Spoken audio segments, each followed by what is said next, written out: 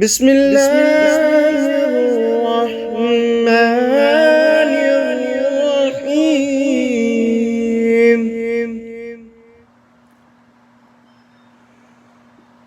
الحمد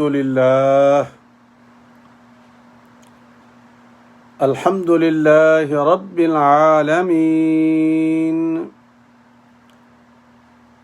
والصلاة والسلام على سيد المرسلين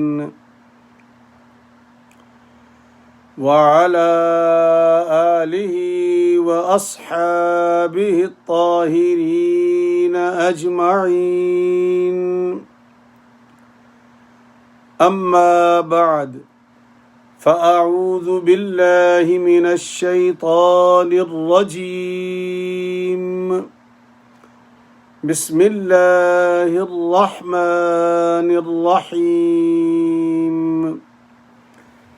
يا أيها الذين آمنوا لا تكونوا كالذين آذوا موسى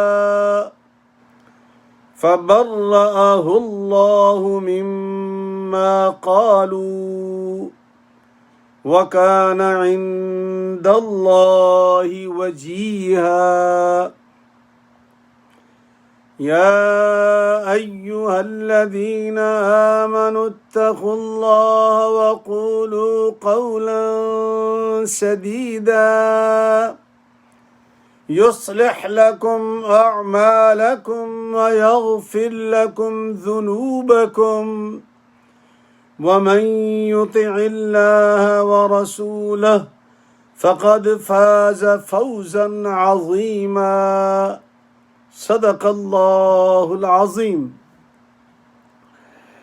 بسم الله الرحمن الرحيم. ان اللہ وملائکتہ یصلون علی النبی یا ایہا الذین آمنوا صلوا علیہ وسلموا تسلیما. اللہم صل علی سیدنا محمد وعلی آل سیدنا محمد وبارک وسلم. الصلاة والسلام علیک یا سیدی یا رسول اللہ وعلی آلک واصحابک یا حبیب اللہ. الصلاة والسلام عليك يا سيدي يا رحمة للعالمين وعلى آلك وأصحابك يا شفيع المذنبين. انتہائی واجب الاحترام دوستو، بھائیوں، عزیزوں، عزیز بچوں، بہنوں اور بیٹیوں، السلام علیکم ورحمۃ اللہ وبرکاتہ. الحمدللہ ثم الحمدللہ. اللہ کے پاک فضل و کرم، سرکار دو عالم صلی اللہ علیہ وسلم کی نظر عنایت سے اور آپ لوگوں کی دعا سے الحمدللہ دن بدن بہتری آ رہی ہے اور انشاءاللہ آ جائے گی. میں مشکور ہوں بچوں کا، بہنوں کا، بیٹیوں کا کہ وہ کال کر کے بار بار طبیعت کا پوچھتی ہیں. اللہ پاک بھئی آپ سب لوگوں کو جزائے خیر عطا فرمائے اور میری دعائیں آپ کے حق میں قبول فرمائے. اور وہ بڑا مسبب الاسباب ہے، مجیب الدعوات ہے. جب بھی اس کو کوئی پکارتا ہے، مجیب دعوت الداعی اذا دعان، اللہ فرماتا ہے کہ جب کوئی مجھے پکارتا ہے میں جواب ضرور دیتا ہوں، لیکن پکارنے والا مخلص ہو، اخلاص سے پکار رہا ہو. ہم بسا اوقات اخلاص سے نہیں پکارتے ہیں، پکارنے کا تو معنی تو اللہ کو یاد کرنا وہ کرتے ہیں، لیکن اس میں اخلاص شامل نہیں ہوتا، یعنی روح شامل نہیں ہوتی اس مانگنے کی۔ تو اللہ کرے کہ وہ ہمارے اندر پیدا ہو جائے کہ ہم دل سے ڈیپ، جسے کہتے ہیں نا، گہرائی سے، عمیق گہرائی سے دعا کریں سب کے لیے، اللہ قبول فرمائے گا۔ دوستو، قرآن مجید کے بعض واقعات ایسے ہیں، ان کی تفاسیر جو صحابہ کرام نے کی ہے نا، یا اللہ کے پاک پیغمبر نے جو ان کو بتایا تھا، تو وہ ہماری حدیث کی کتابوں میں موجود ہے۔ لیکن کیا کریں کہ جب ہمیں بات سمجھ میں نہیں آتی، ذرا میرے جملے پہ غور کریں، ذرا یہ دکھ درد سے کہہ رہا ہوں، آیت بھی یہی ہے، جب ہماری سمجھ میں نہیں آتی تو ہم اس حدیث پاک کا انکار کر دیتے، یہ نہیں سوچتے کہ ہماری سمجھ خراب ہے، حدیث پاک کا انکار کر دیتے ہیں۔ کچھ ایسا ہی واقعہ ان آیات کی جو شان نزول ہے ان کے بارے میں بھی پایا جاتا ہے۔ پڑھتا رہا ہوں آج سارا دن، لوگوں کی باتیں پڑھتا رہا ہوں، ہنسی بھی آتی تھی، یا اللہ کیسے تیرے یہ بندے ہیں، کہاں جن کا ذہن بھٹکتا رہتا ہے، اور یہ کیوں چاہتے ہیں کہ ہم اللہ اور اللہ کے رسول کی باتوں کو ہم اپنے دائرہ عقل میں لے کے آئیں، کیوں چاہتے ہیں ہم وہ کیوں نہیں سمجھتے جو محبوب خدا نے فرمایا ہے، جو صحابہ کرام نے ہمیں بتایا ہے، وہ کیوں نہیں سمجھتے؟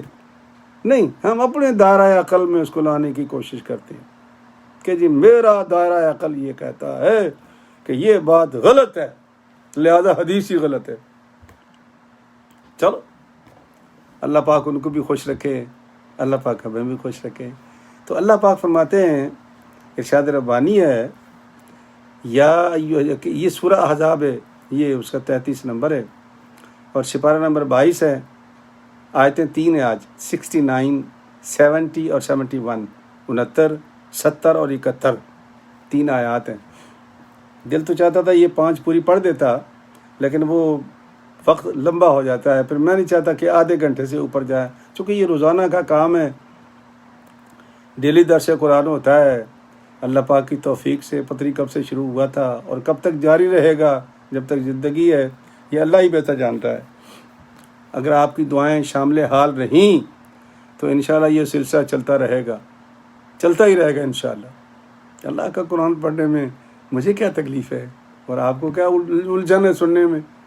تو اللہ پاک دونوں کو سلامت رکھے، تو یہ کام چلتا رہے۔ تو یہ روزانہ کا کام ہے، اس لیے کوشش کرتا ہوں کہ آدھے گھنٹے میں یہ ختم ہو جائے۔ تو میں نے پھر 5 کی جگہ 3 کر دی ہے، باقی 2 انشاءاللہ کل پڑھ لیں گے۔ اللہ فرماتا ہے کہ یا ایھا الذین آمنو، اے ایمان والو۔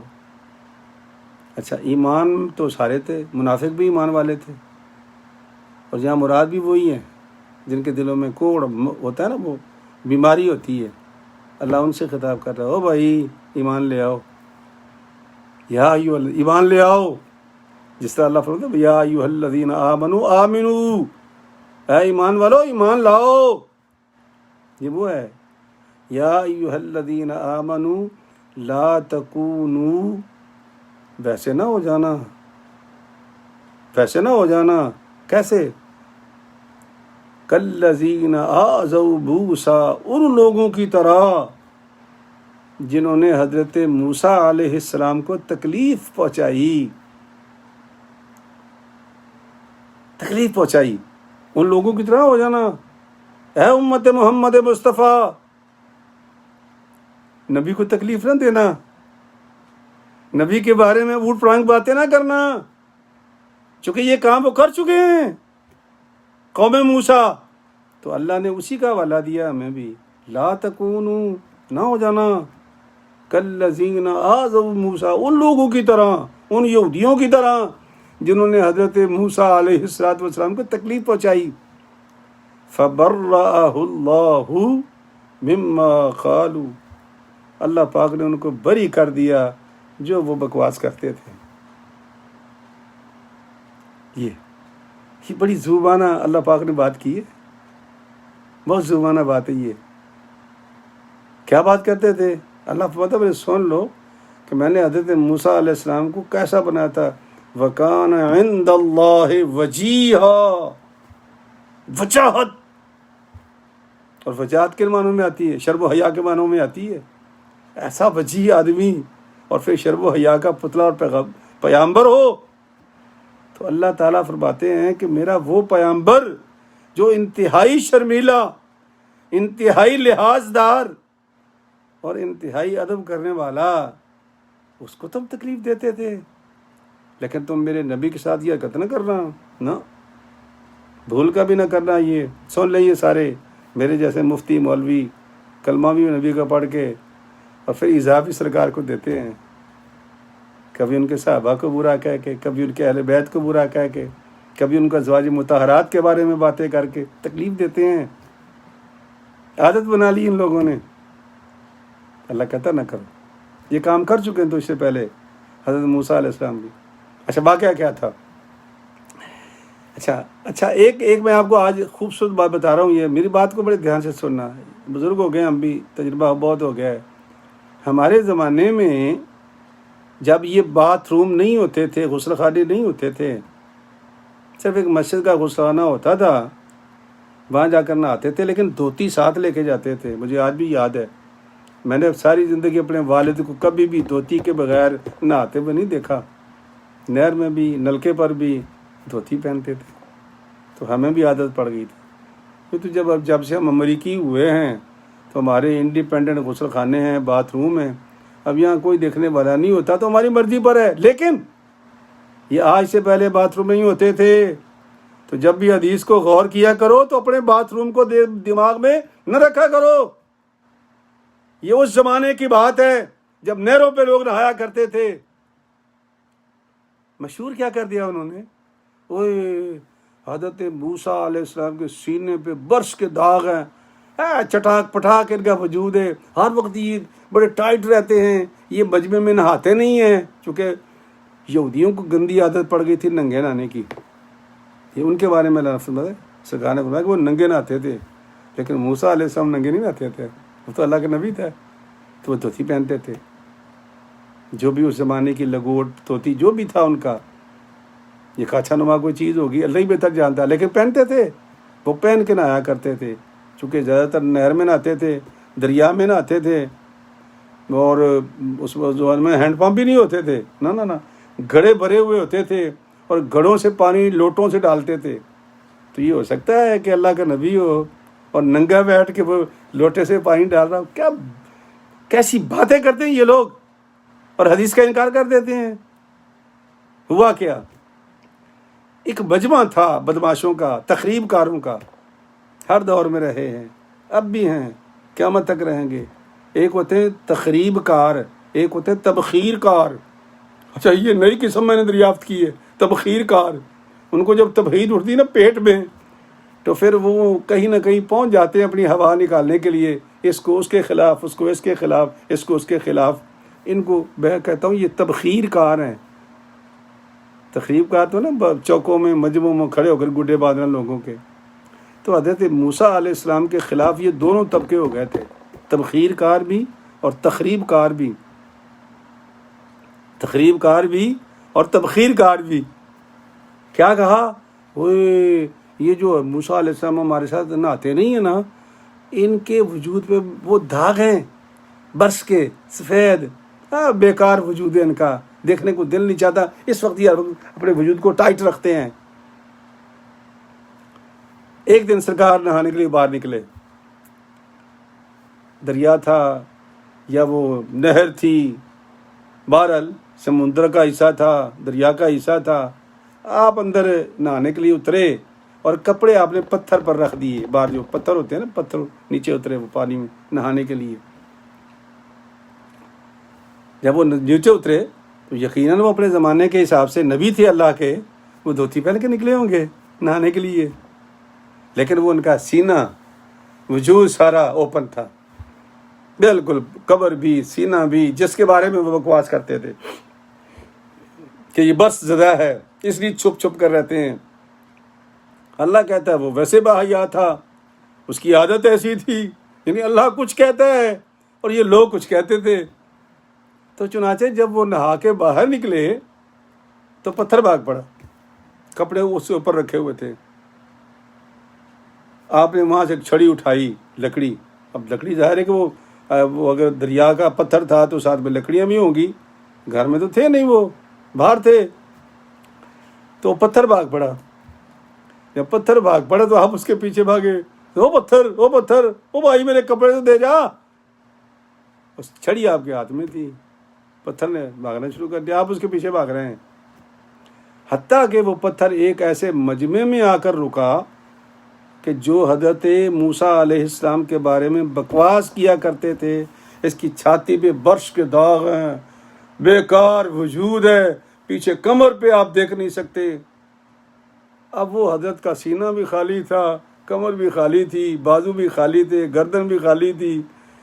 تو وہ ایک دھوتی آپ نے پہنی ہوئی تھی, اسی میں آپ وہ اس کے پیچھے.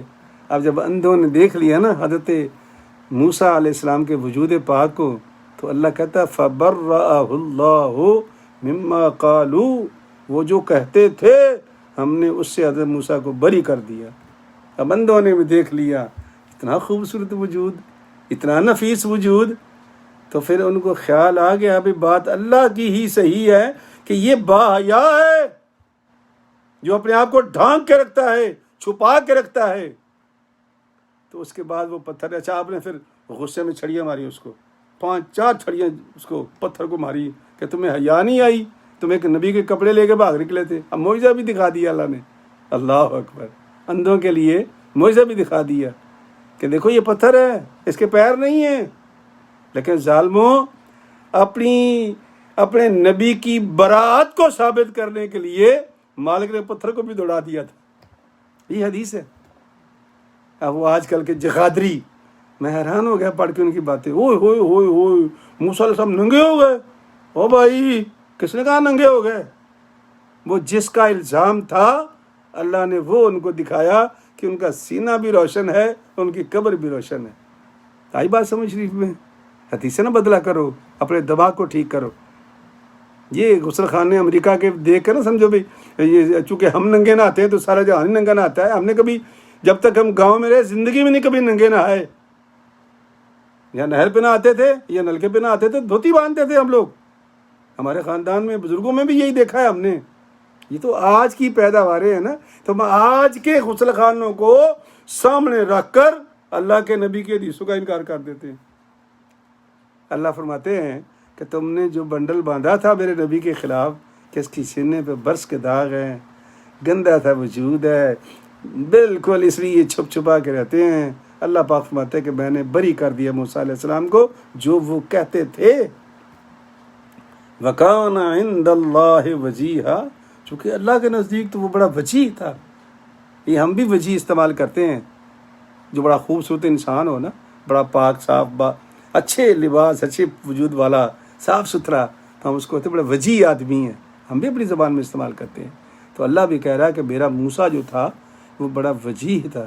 اے ایمان والو, جو حرکت انہوں نے کی ہے تم یہ حرکت نہ کرنا. ایک تو یہ روایت ہے. اور دوسری روایت کیا ہے کہ گروپ آف پیپل نے, وہ جو تقریب کار تھے سارے نا, انہوں نے کہا کہ اوئے ہوئے ہوئے ہوئے, یہ جو حضرت ہارون کو ایک مرتبہ ساتھ لے کے گئے تھے اور وہ پہاڑ پر چڑھے تھے, تو پہاڑ پہ جا کے حضرت ہارون کو انہوں نے قتل کر دیا تھا اور ان کی وہاں قبر دبا کے یہاں آ گئے ہیں. بھائی کو قتل کر دیا انہوں نے, یہ الزام دھر دیا. اللہ کریم نے اس کو بھی بری کر دیا. وہ بھی لمبا واقعہ ہے, مختصر کر رہا ہوں. ایک اور واقعہ اس کے ساتھ جڑا ہوا ہے کہ قارون جو آپ کا چچا بھائی تھا, قاری تھا بہترین تورات کا, آواز انتہائی خوبصورت, وہ قرات ایسی کرتا تھا ہاتھ تورات شریف کی کہ دنیا دنگ رہ جاتی تھی. پیسہ بے پناہ, آواز خوبصورت, مالدار بے پناہ. لیکن بات کیا ہے کہ سوسائٹی میں اس کی عزت کوئی نہیں تھی. یہ بعض لوگوں کو وہم ہوتا ہے نا کہ ہم پیسے کے بل بوتے پہ عزت بنا لیں گے. اللہ کہتا ہے نا, عزت وہ جو میں بنا کے دوں تم کو, پیسوں سے تم عزت نہیں بنا سکتے. غلط فہمی ہے بندوں کی, بہت بڑی غلط فہمی ہے.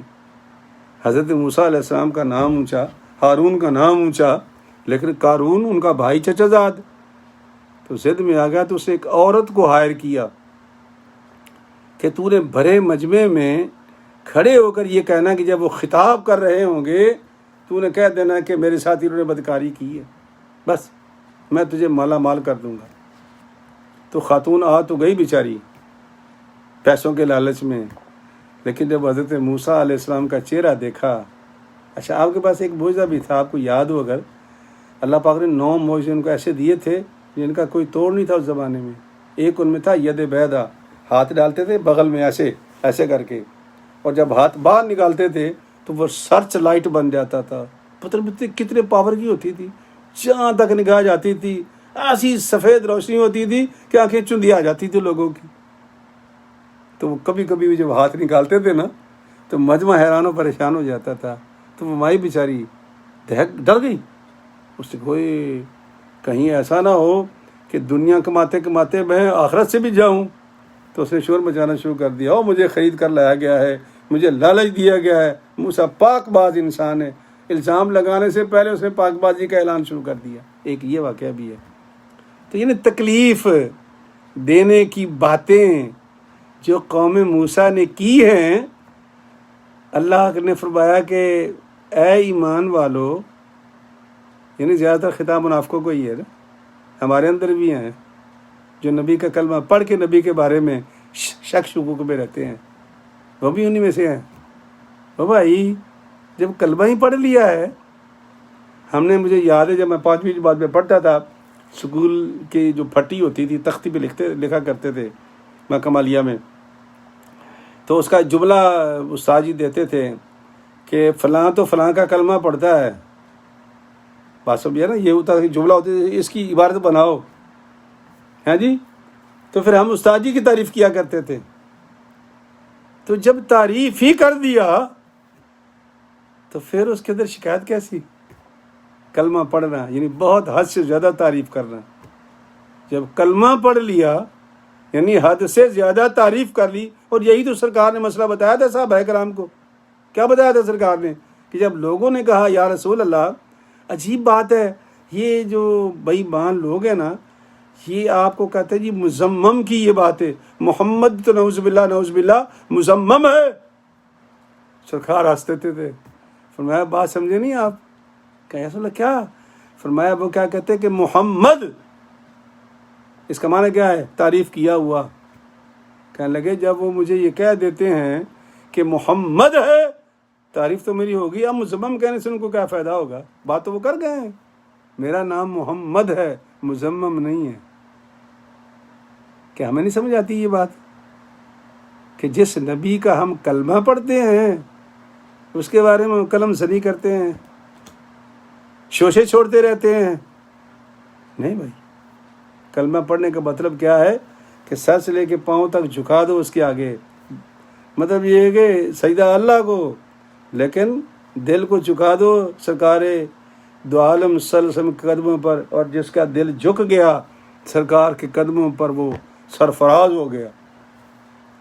اور جس کی بدتمیزیوں بے ہودگیوں وجہ سے اللہ فرمائے یا ایھا الذین آمنوا لا تکونوا کالذین آذوا موسیٰ، جس طرح موسیٰ علیہ السلام کو سرکار فرماتے ہیں کہ حضرت عبداللہ بن مسعود ایک دن تشریف لایا آپ کے پاس، عرض کی یا رسول اللہ وہ فلانا بندہ جو تھا نا، آپ نے وہ جو مال تقسیم کیا تھا نا، وہ فلانا بندہ جو تھا نا وہ بک بک کر رہا تھا۔ سرکار نے چہرے پہ تھوڑا سا رنج آیا آپ کو۔ پہلی بات جو سرکار نے فرمائی عبداللہ بن مسعود کا کہ آج کے بعد مجھے کوئی بات نہیں بتانا تھا، ہو گیا نا، بس ہو گیا۔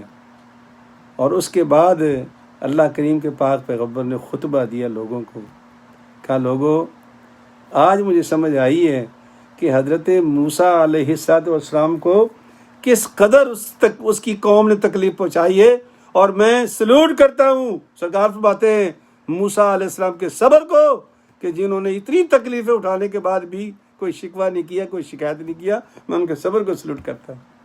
یہ سرکار نے فرمایا حضرت عبداللہ بن مسعود کے جواب میں۔ تو فرمایا کہ یہ جو تکلیف تم نبی کو پہنچاتے ہو یہ نہ کیا کر دو، چھوڑ دو، یہ آتے ہیں چھوڑ دو، یہ گندی آتے ہیں، اگر نبی پاک کی تعریف نہیں کرتے تو خاموش رہو. بہتر تو یہ تھا کہ اللہ کریم نے تو ہمیں سکھا دیا ہے کیا، وَرَفَعْنَا لَكَ ذِكْرَكَ. محبوب لوگ مانے نہ مانے، لوگ کریں نہ کریں، آپ چھوڑے لوگوں کو. وَرَفَعْنَا ہم نے بلند کر دیا، لَكَ تیرے لیے، ذِكْرَكَ تیرا ذکر. تو جب اللہ تعالیٰ ہی ہمارے پاک پیغمبر کے لیے خود ذکر کو بلند کر رہا ہے تو وہاں مفتی قبر کی کیا حیثیت ہے بھائی؟ تو کیوں اپنی زبان گندی کرتے ہیں ہم لوگ؟ کیوں اپنا قلم بیکار کرتے ہیں ہم لوگ؟ سمجھنے کی بات ہے یہ. جہاں سے بھی نبی کے کسی اہانت نکلتی ہو جملے سے، گفتگو سے، وہاں سے دور ہو جاؤ، اپنے آپ کو بچا لو. دنیا بھی بچ جائے گی، آخرت بھی بچ جائے گی. اگر نہیں باز آئیں گے تو اللہ پاک تک کو تعزیانہ تو موجود ہے. تو اللہ کریم نے فرمایا کہ یا ایھا الذین آمنوا اتقوا اللہ، اے ایمان والو مجھ سے ڈرو. وقولوا قولا سدیدا، اور سیدھی بات کیا کرو نا. نبی میں نے بنایا ہے نا، تو پھر سیدھی بات کرو کہ تم نے نہیں بنایا، میں نے بنایا ہے. اور جب میں نے بنایا ہے تو تمہارا کیا خیال ہے میں نے کوئی کمی بیشی رکھی ہوگی؟ میں اتنا بھی سینس نہیں رکھتا، میں نعوذ باللہ من ذالک، کہ میں اپنے محبوب کو بناؤں. تو پھر تو صحابہ ٹھیک تھے نا، وہ حسان بن ثابت جیسے درویش ٹھیک تھے نا، کوئی جو کہتے ہیں کہ قد خلقت مبرأ من کل عیب کأنک قد خلقت کما تشاء. وہ کہتے تھے کہ یا رسول اللہ، لگتا ہے کہ جب اللہ پاک نے آپ کو پیدا کیا تھا آپ کی مرضی کو پوچھ لیا ہوگا، چونکہ ہر عیب سے اللہ نے آپ کو پاک پیدا کیا ہے. یہ صحابہ کا عقیدہ ہے، اور ہم روز کوئی نہ کوئی نقطہ تلاش کرتے رہتے ہیں، نعوذ باللہ من ذالک. ہاں جی، اور اپنی دماغی حالت ٹھیک کریں. حدیثیں ٹھیک ہیں، سمجھنے کی ضرورت ہے. حدیث غلط نہیں ہوتی. میں نے پڑھا ہے آج اس پہ بہت، اس لیے دکھی ہوں میں کہ ایسے ایسے لوگوں نے یہ بات لکھی کہ یہ حدیث ہی غلط ہے. او اللہ کے بندو، حدیث کو سمجھنے کی کوشش کرو. اپنے غسل خانوں کو اس زمانے کے نہانے پر مت معمول کرو. وہ کھلا پانی تھا، اور اللہ کے نبی، ہمارے جیسے لوگ دھوتی باندھ کے نہایا کرتے تھے یار. تو ننگا کیا دکھانا تھا ان کو؟ صرف وہ دکھانا تھا کہ چھاتی پر ان کے جی داغ ہیں، بڑے برے برے داغ ہیں، کمر پر داغ ہیں جی، یہ چھپا کے رکھتے ہیں ہر وقت. اللہ کہتا ہے یہ ویسے باحیا ہے، عیب کوئی نہیں ہے. تو میرے دوستو، اللہ فرماتا ہے اگر تم سیدھی بات کرو گے تو پتہ نا کیا کروں گا. سیدھی بات کون سی ہے؟ کہ محبوب میرا ہے نا، میں نے بھیجا ہے نا. تم مجھ سے پوچھ لیا کرو کہ اللہ تیرے نبی کو ہم کیا کیسے مانیں اور کیا مانیں. پوچھ لو، قرآن بھرا پڑا ہے، ایک ایک آیت کا ترجمہ موجود ہے. پوچھ لو کہ میں نے کیا بنایا ہے، کیا بنا کے بھیجا ہے، کیا اختیارات دیے ہیں، کہاں کہاں تک. دیکھو نا، ایک چھوٹی سی بات ہے. اللہ فرماتا ہے وَعَلَّمَكَ مَا لَمْ تَكُنْ تَعْلَمْ وَكَانَ فَضْلُ اللَّهِ عَلَيْكَ عَظِيمًا. ہم نے سکھا دیا تجھ کو، علمَكَ ما لم، جو تو نہیں جانتا تھا. عالم ما کان و ما یکون بنا دیا. وَكَانَ فَضْلُ اللَّهِ عَلَيْكَ عَظِيمًا. یہی تو محبوب میرا فضل ہے تیرے اوپر. آنا درمیان میں آکو، نہیں میں نہیں مانتا کہ آپ نے کتنا دیا. اللہ کو پوچھو نا اللہ سے کتنا دیا ہے. کیسے جانو گے اللہ کو؟ نہیں جان سکتے تم. تو اللہ تو کہتا ہے وَعَلَّمَكَ، میں نے سکھا دیا تجھے، مَا لَمْ تَكُنْ تَعْلَمْ، جو تو نہیں جانتا تھا. تو یہ تو عالم ما کان و ما یکون ہو گیا. تو جب اللہ یہ کہہ رہا ہے تو پھر ہماری کیا مجال ہے یار کہ ہم اس میں ناپ تول اور کمی شروع کر دیں، بیشی شروع کر دیں. ہم نہیں کر سکتے. بری بات ہے یہ. توبہ کرو ان باتوں سے اور صحیح سرکار کے غلام اور امتی بن جاؤ، اور اللہ کے نبی پہ اعتراض کرنا چھوڑ دو، چونکہ وہ انتخاب خدا ہے. اللہ کہتا ہے سیدھی بات کرو، یہ میرا رسول ہے، میں نے بھیجا ہے. اور اگر تم یہ سیدھی بات سمجھ میں آ گئی تمہارے تو سن لو انعام کیا ہے تمہارا. فرمایا یصلح لکم اعمالکم، میں تمہارے اعمال سارے سنوار دوں گا. اور اگر نہیں کرو گے ان تحبط اعمالکم وانتم لا تشعرون، سارے عمل ضائع کر دوں گا اور تمہیں شعور بھی نہیں ہوگا. اور اگر مان جاؤ گے تو پھر کیا کروں گا؟ یصلح لکم اعمالکم، میں تمہارے لیے تمہارے اعمال، تمہارے لیے تمہارے اعمال سنوار دوں گا. وَيَغْفِرْ لَكُمْ ذُنُوبَكُمْ، اور میں تمہارے گناہ بھی معاف کر دوں گا۔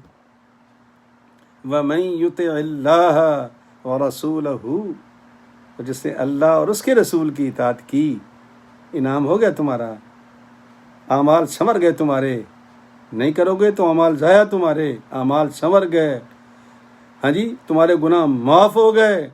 اب اللہ پھر کہتا ہے کہ وَمَن يُطِعِ اللَّهَ وَرَسُولَهُ فَقَدْ فَازَ فَوْزًا عَظِيمًا، اور جس نے اللہ کی اطاعت کی، جس نے اس کے رسول کی اطاعت کی، وہ کامیاب ہو گئے، کامیاب ہونا اور بڑی کامیابی، فوزًا عظیما، بڑی کامیابی، اتنی بڑی کامیابی ہو گئی اللہ رسول کی اطاعت سے۔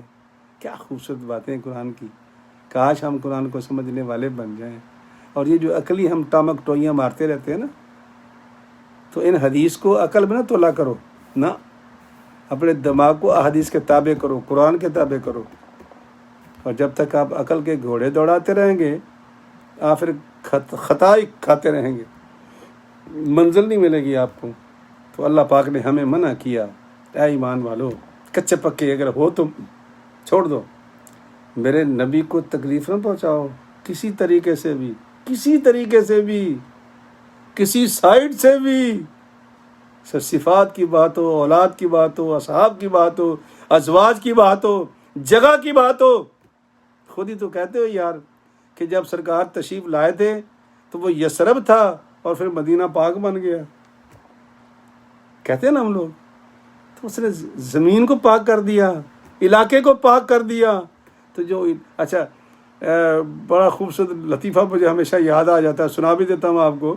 جبل نور پہ چڑھ رہے تھے میں اور میری بیگم، تو مجھے شرطے نے روک لیا۔ جب شرطے نے روکا تو کہتے کیوں اوپر جا رہے ہو تم؟ میں کہا یار سرکار دو عالم وہاں چڑھے تھے اوپر، تو ہم نے کہا چلو ہم میاں بیوی بھی چکر لگاتے ہیں، ہیں جی، اور نہیں تو سرکار کے قدموں پہ قدم رکھاتے ہیں۔ اوہ حرام حرام حرام حرام۔ میں نے اس کو کچھ نہیں کہا، اللہ جانتا ہے۔ ایک سوال کیا تھا، میں نے کہا اس پہاڑ کا نام کیا ہے؟ کہتا جبل نور۔ میں کہا کیوں؟ اس میں لائٹیں نکلتی ہیں، اس میں کیا ہے؟ کہتا ہے بھائی وہ جبریل آیا تھا یہاں پر۔ اچھا، کتنی خوبصورت بات ہے۔ میں کہا اچھا، جبریل کس کے پاس آیا تھا؟ کہتا ہے نبی کے پاس آیا تھا۔ تو میں نے کہا وہ نبی جو تھا وہ جبریل کے تابع تھا یا جبریل نبی کے تابع تھا؟ کہنے لگا ظاہر ہے کہ وہ جبریل تابع تھا نبی کے۔ تو میں نے کہا تو یہ کہتا ہے کہ جبریل کے آنے سے یہ پہاڑ نور ہو گیا، تو جس کے وہ تابع تھا اس کی وجہ سے کیا ہوگا؟ تو میرا گربان پکڑ لیا اس نے، بٹن توڑ دیے میرے اس نے۔ یہ حالت ہے ہماری، دین نہیں سمجھتے، دھکے شاہی سمجھتے ہیں۔ میرے دوستو، سرکار کے بارے میں کبھی شک میں نہ پڑا کرو۔ وہ تو جس زمین پہ بیٹھا وہ زمین نور ہوگی، جس صحابی کو بیٹیاں دی وہ نور ہو گیا، اس کو کیا کہتے ہو؟ ذوالنورین۔ وہ تو جہاں بیٹھ گیا وہ تو روشنی پھیلا گیا، اور ہم پتہ نہیں کیسی مصیبت میں مبتلا ہیں کہ ہمیں وہ نور نظر ہی نہیں آتا، ہمارے پتہ نہیں کہاں ہماری نظریں دوڑتی رہتی ہیں۔ تو دوستو، اللہ پاک ہمیں سرکار کا سچا پکا غلام بنائے، ہاں جی، اور اللہ کے اس انتخاب پر اللہ ہمیں توفیق نہ دے کہ ہمارے منہ سے کوئی ایسا الٹ پلٹ جملہ نکل جائے۔ اگر نکل جائے میرے سمیت تو ہم توبہ کرنے کے لیے ہم تیار، ہر وقت تیار ہیں الحمدللہ، ہم اس پہ ضد نہیں کریں گے۔ اللہ تعالی ہمیں اس بات کو سمجھنے کی توفیق عطا فرمائے۔ رات جس بچے کے میں نے دعا کرائی تھی، ابھی پھر اس کے والد نے مجھے لکھا ہے، میرا بھانجا ہے وہ پاکستان میں، اس کا بیٹا کارڈیالوجی میں ہے، تو اس نے پھر لکھا کہ مامی دعا کی درخواست کر دینا۔ تو جوان بچہ ہے وہ 30-35 سال کا، تو بھائی ان کے لیے دعا کر دینا کہ اللہ پاک اس کو صحت کاملہ عطا فرمائے، آمین۔ السلام علیکم ورحمۃ اللہ وبرکاتہ۔